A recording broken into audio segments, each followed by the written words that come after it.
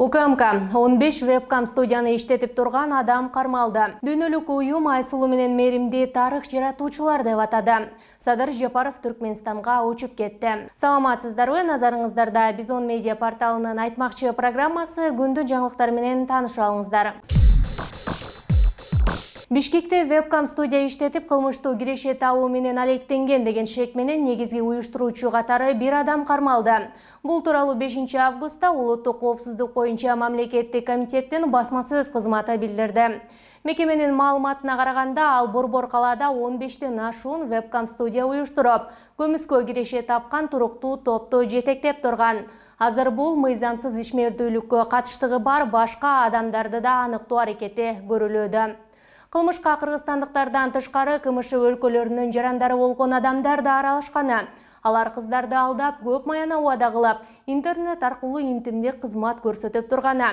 Бир аптада эле бир студиянын кирешеси 90-100 миң долларга жетип, анын 5-10% гана кыздарга төлөнүп келгени айтылды.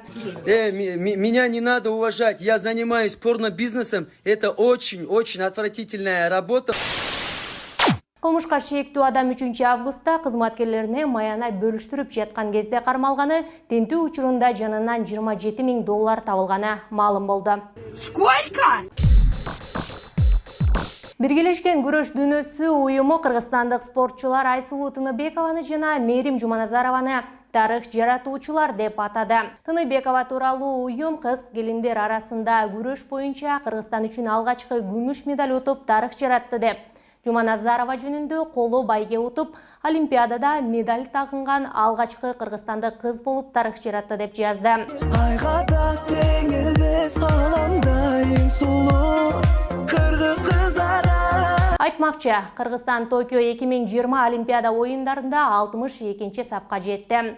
Олимпиада 2020 мелдешинин расмий сайтында көрсөтүлгөндөй, Кыргызстандын капчыгында 2 күмүш, 1 коло байге бар. Кыргызстан медаль боюнча Борбор Азияда 2-нчи орунда, 1-нчиде Өзбекстан.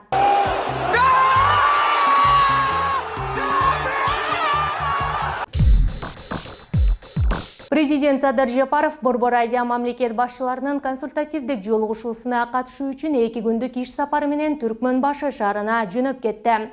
Бул туурасында мамлекет башчынын маалымат кызматы билдирди. Жолугушууда соода, экономика, энергетика, транспорт, коммуникация чөйрөлөрүндөгү региондук кызматташтык маселелери, ошондой эле коронавирус пандемиясына каршы күрөшүүдө биргелешкен чаралар талкууланат. Сапардын алкагында Жапаров аймактагы өлкөлөрдүн лидерлери менен 2 тараптуу сүйлөшүүлөрдү жүргүзөт. Ушул жана башка жаңылыктарды биздин сайтыбыздан жана социалдык тармактардагы баракчаларыбыздан көрө аласыздар. Дарегибиз Бизон Чекет KGZ.